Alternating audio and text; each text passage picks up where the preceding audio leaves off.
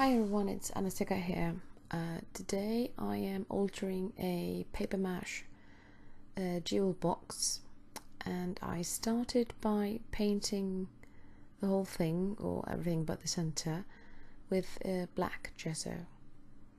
And then when that was dry, I also added a bit of black soot ink around the edges to make sure to get all those little bits that were still showing a bit of whiteness, to get them black really.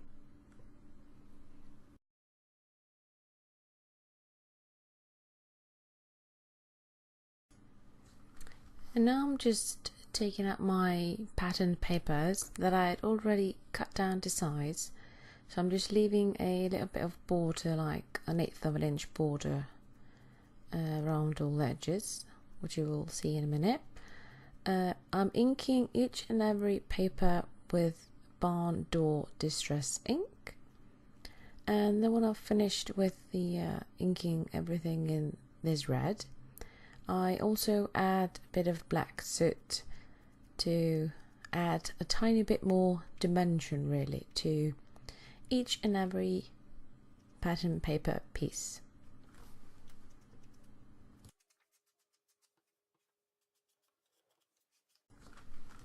Now I had already cut these images out of some of the pattern paper sheets that have these little cutouts, and I'm using my Prima distress tool to add a subtle distress look to it. I don't want it to be ripped or anything, but I do want a little bit of worn look, and with this I'm just adding a bit of worn texture to it, so that it looks like a rather old photo that has been kept in a pocket for a very long time. It's not ruined, but it's a bit worn really.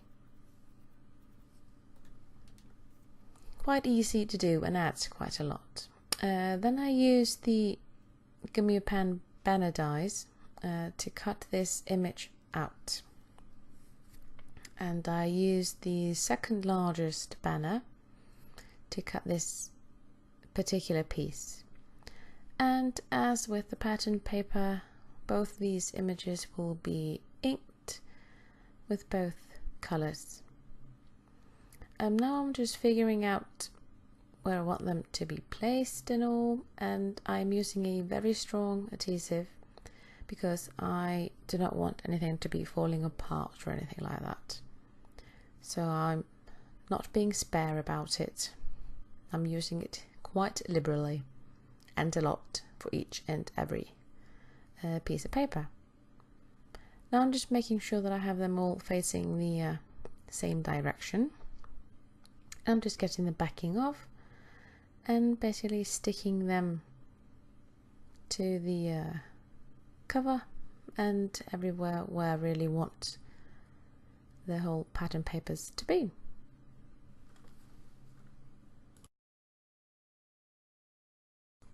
And I'm burnishing it quite liberally because I want it to stick for good really.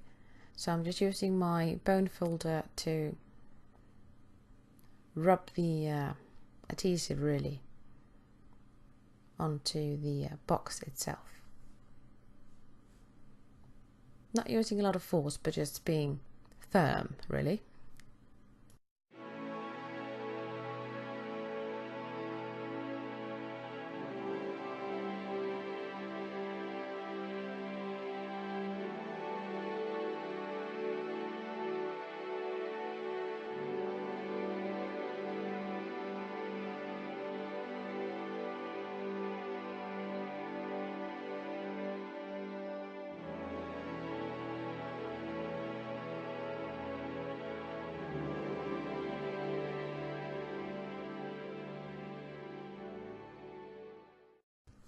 Now that the larger parts are done, I am using the papers I had already cut up before. I just measured them, not really too accurate, just so they would actually fit in. And I'm just using adhesive and then using my bone folder to burnish the whole thing together really. And now I need to start decorating the inside, and I'm using these little doilies as a little background, and I thought it needed just a tiny little bit of texture, so I'm using this absolutely adorable circle stamp from Gummiapan.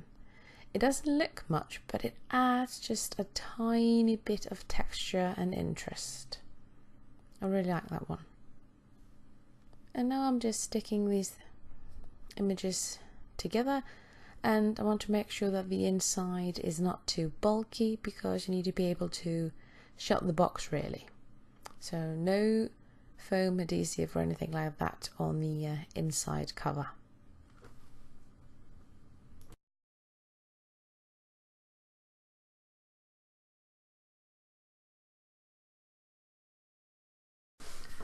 Now for the front, I want lots of dimension, so I have already die cut several two sizes of the banners using the banner die and pattern papers, and I'm adding foam to each and every layer, so this is quite dimensional.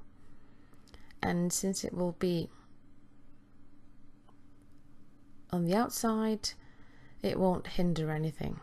So I'm just trying to figure out where I want these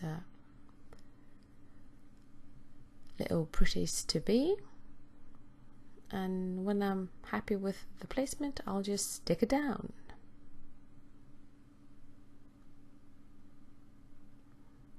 And for like a little sentiment, I cut out one of the tickets from the cutter bar sheet. I'm just cutting it out and also inking and adding some 3D foam to stick that to the cover as well.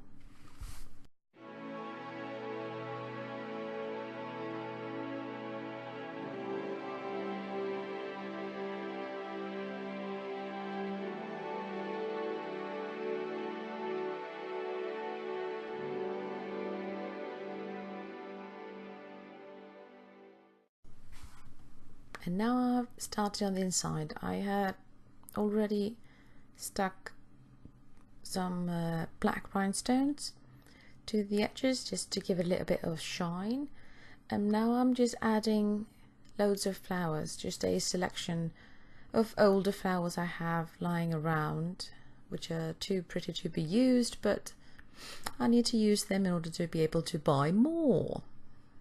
And of course I'm using just any kind of red flowers, red, pinkish or reddish.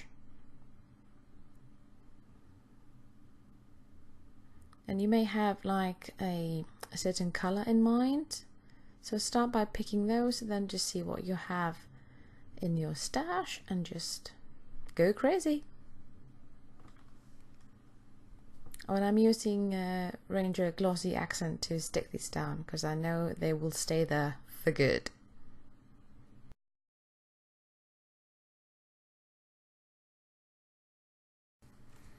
I really like adding these closed roses of flowers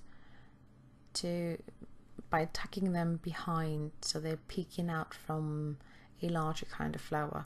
It adds quite a lot of dimension and interest to any project really, whether it's a card, an altered item or a scrapbook layout.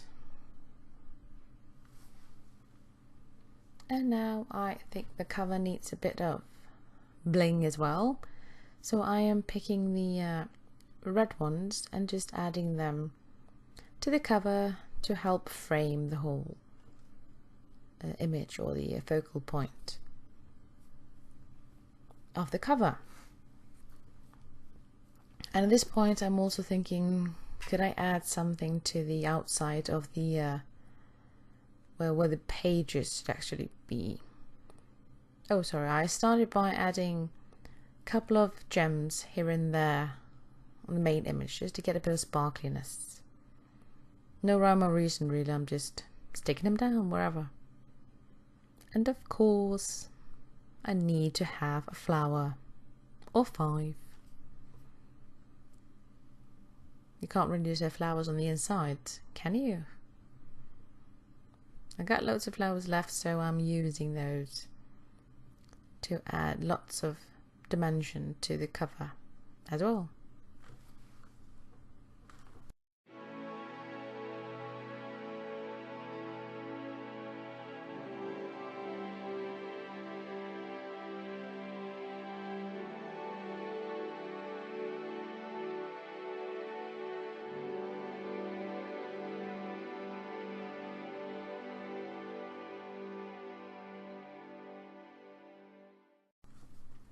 Now that the flower arrangement is all ready, I wanted to add a bit of bling, as I mentioned before, around the pages, so I decided to use those red ones and place them all around just to add a bit of sparkliness to the whole outside frame, really.